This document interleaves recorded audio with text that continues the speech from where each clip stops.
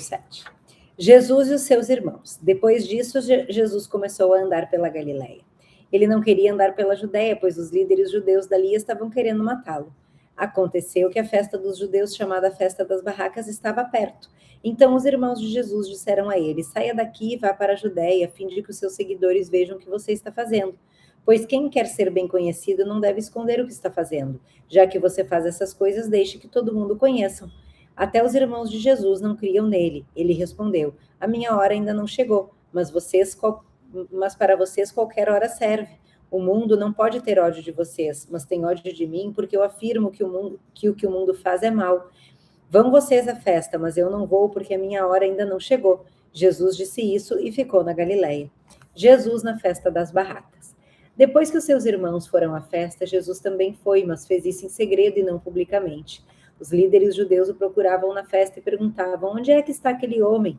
Na multidão havia muita gente comentando sobre ele. Alguns diziam: ele é bom. Não é não, engana o povo, afirmavam outros. Mas ninguém falava abertamente sobre ele, porque todos tinham medo dos líderes dos judeus. Quando a festa já estava no meio, Jesus foi ao templo e começou a ensinar. Os líderes judeus ficaram muito admirados e diziam: como é que ele sabe tanto sem ter estudado? Jesus disse: o que eu ensino não vem de mim, mas vem de Deus que me enviou. Quem quiser fazer a vontade de Deus saberá se o meu ensino vem de Deus ou se falo em meu próprio nome. Quem fala em seu próprio nome será procurado. Quem fala em seu próprio nome está procurando ser elogiado, mas quem quer conseguir louvores para aquele que o enviou, esse é honesto e não há falsidade nele.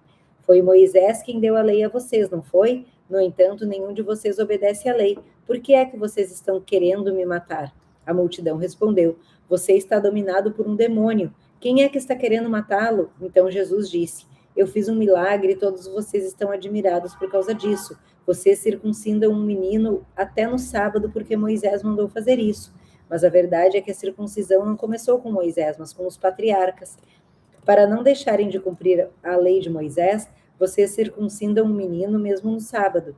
Então, por que ficam com raiva de mim quando eu curo completamente uma pessoa no sábado? Parem de julgar pela aparência e julguem com justiça. É Jesus o Messias? Algumas pessoas que moravam em Jerusalém perguntavam: mas é esse o homem que estão querendo matar? Vejam, ele está falando em público e ninguém diz nada contra ele. Será que as autoridades sabem mesmo que ele é o Messias? No entanto, quando o Messias vier, ninguém saberá de onde ele é, e nós sabemos de onde esse homem vem. Quando estava ensinando no pátio do templo, Jesus disse bem alto: será que vocês me conhecem mesmo e sabem de onde eu sou? Eu não vim por minha vontade, por minha própria conta. Aquele que me enviou é verdadeiro, porém vocês não o conhecem. Mas eu o conheço porque venho dele e fui mandado por ele. Então quiseram prender Jesus, mas ninguém fez isso porque a sua hora ainda não tinha chegado. Porém, muitas pessoas que estavam na multidão creram nele e perguntavam: quando o Messias vier, será que vai fazer milagres maiores do que esse homem tem feito? Guardas mandados para prender Jesus. Os fariseus ouviram a multidão comentando essas coisas sobre Jesus e por isso eles e os chefes dos sacerdotes mandaram guardas para o prenderem. Jesus disse: eu vou ficar com vocês só mais um pouco e depois irei para aquele que me enviou.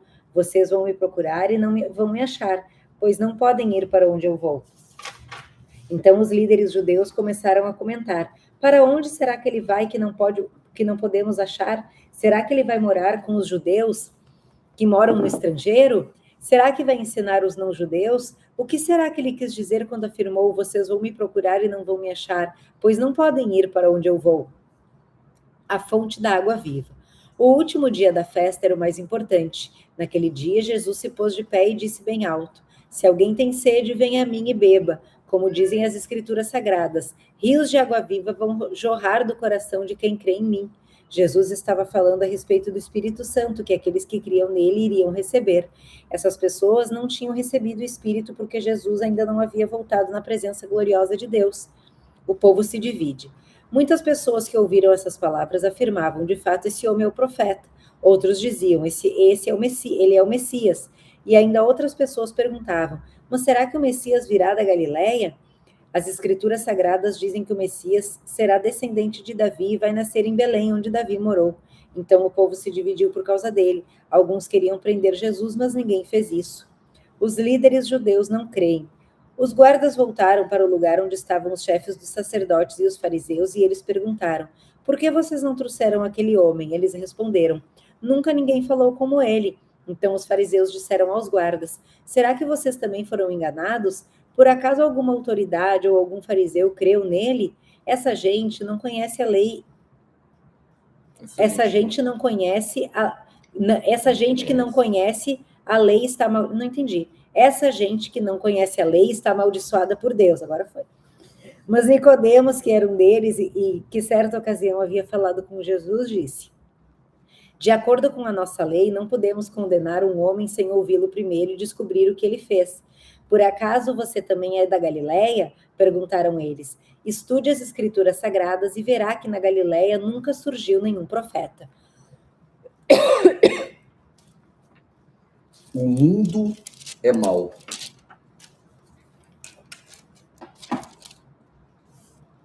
Esse capítulo ele fala uma coisa que é chocante. O mundo é mau. Só Jesus pode satisfazer a sua vida.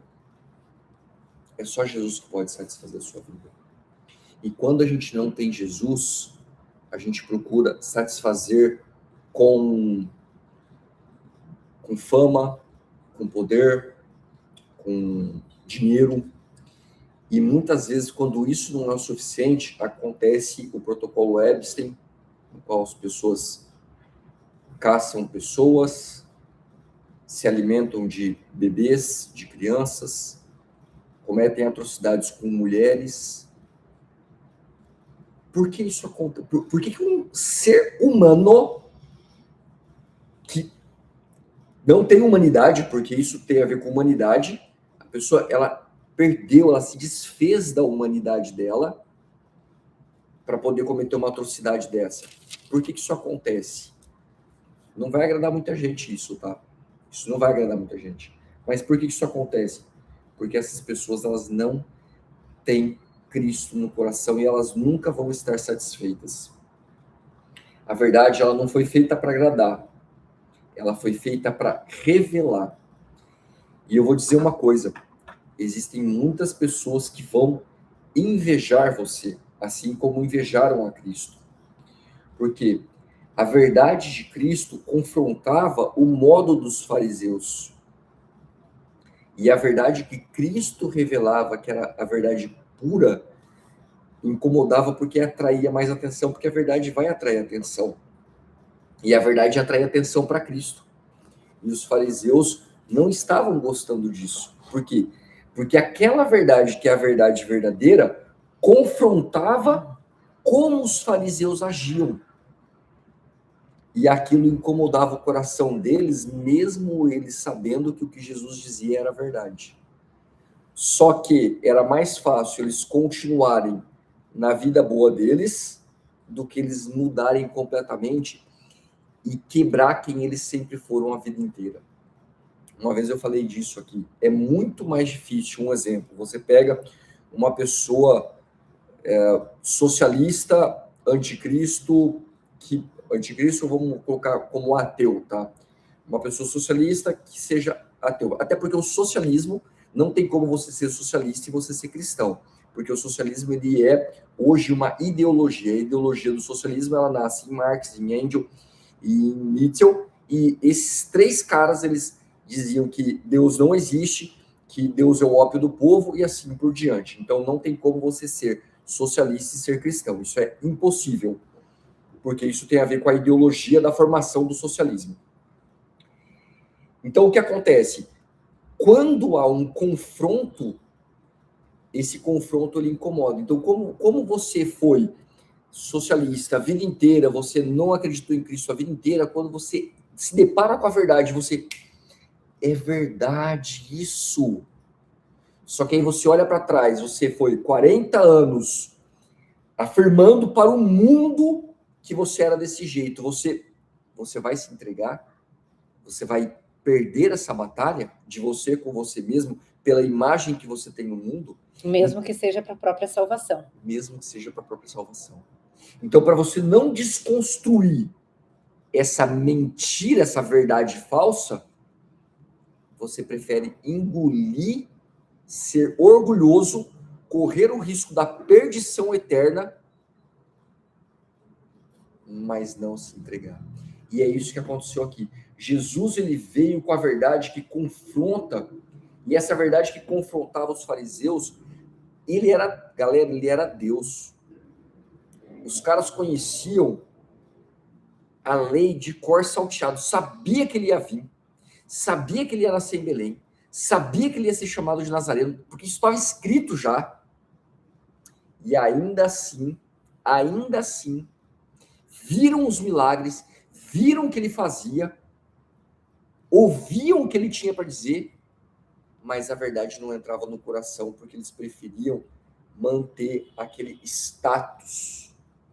Você sabe qual é a pessoa que mais afasta as pessoas de Deus? São os crentes. Verdade. O crente é o que mais afasta as pessoas de Deus. Por que isso? Porque é o crente julgador. Aquele crente que vai na igreja. Deixa eu falar uma coisa para vocês aqui, ó. Olha aqui o que falou aqui em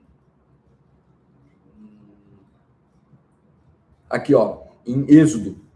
Deus não quer uma proximidade sem relacionamento. Ou seja, não é só religiosidade. Por que o crente é o cara que mais afasta as pessoas de Deus? Porque o crente, ele julga. O crente julgador. Tem dois tipos. Tem o crente que tem o amor de Cristo. Esse cara, ele vai com o amor de Cristo. Ele não é um cara que vai julgar.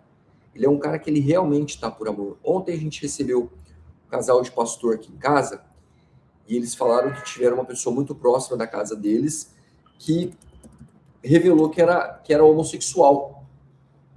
E aí eles falaram o seguinte, era um parente próximo, não era filho nem nada, mas é um parente próximo que viveu com eles há algum tempo. E eles falaram o seguinte, eles falaram, olha, dentro da minha casa, nós amamos você por quem você é e da forma como Deus te fez. Mas eu não quero que da linha da porta para frente you bring this crap to our home. Vocês tragam que você traga o que você se tornou para dentro de casa, traduzindo, né? Que você traga isso que você diz que é, mas que não faz parte da sua natureza para dentro de casa. E Jesus, ele diz o seguinte, rios de água viva jorrarão do coração de quem crer em mim, de quem crer em Cristo. É isso que ele quer da gente. Ele não quer aquele crente que vou na igreja todo domingo, pago meu dízimo, eu tô comprando meu lugarzinho no céu, ó, senhor, tá aqui, ó, Deus não precisa do seu dinheiro. Galera, Deus é dono de todo o universo. Eu vi aqui para vocês na ciência, se eu não me engano, em Urano e em outro planeta aqui no nosso sistema solar, chove diamante. Chove diamante. Você acha que Deus está preocupado com papelinho que você tem aí? Deus não está preocupado com esse papelinho que você deixa na igreja.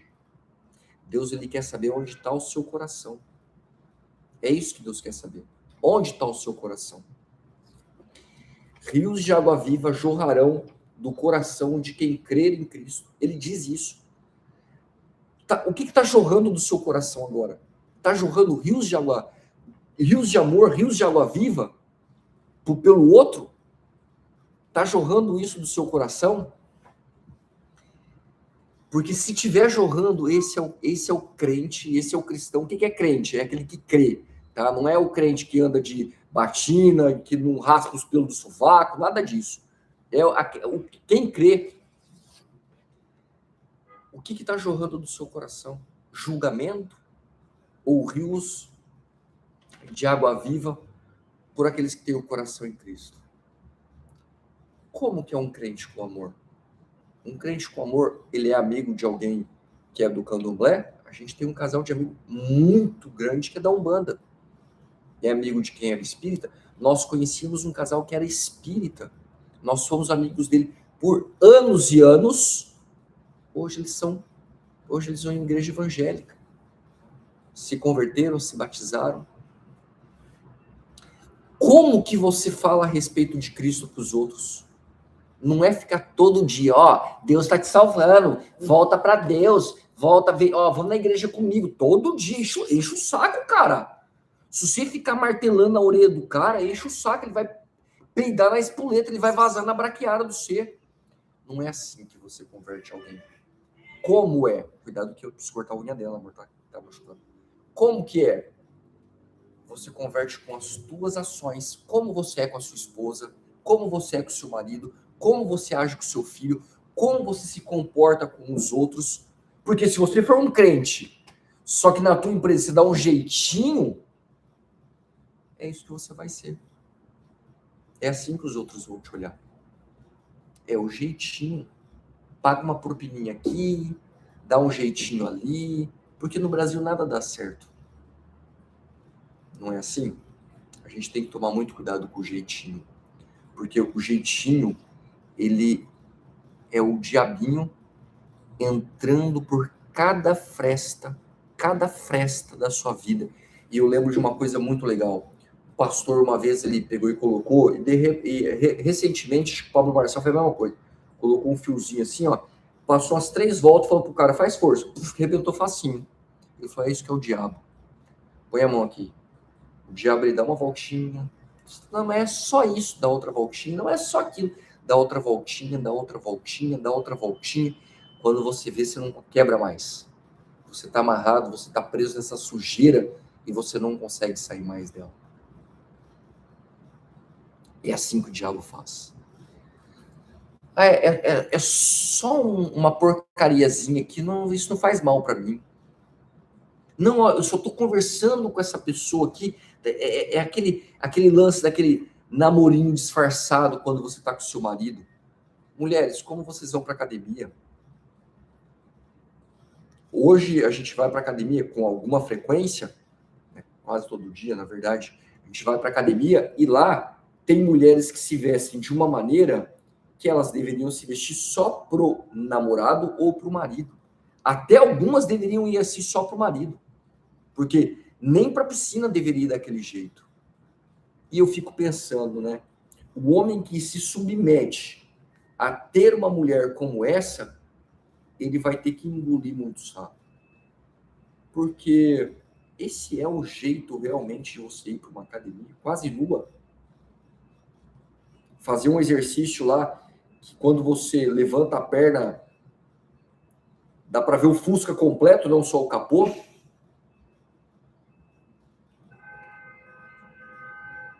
Que foi? Que foi? Eu tô imaginando assim. Pessoal, eu quero dizer o seguinte. Jesus, ele não veio para agradar. Jesus veio para confrontar a verdade. E se você estiver buscando nesse canal um agrado, eu quero te dizer que nós estamos aqui para orar por você, para vocês nos confrontarem, para confrontar vocês, porque na verdade não é a gente que confronta, não é vocês que vão confrontar a gente. Quem vai nos confrontar é a palavra de Deus. A palavra de Deus é que vai nos confrontar. Ela vai nos colocar em xeque, ela vai...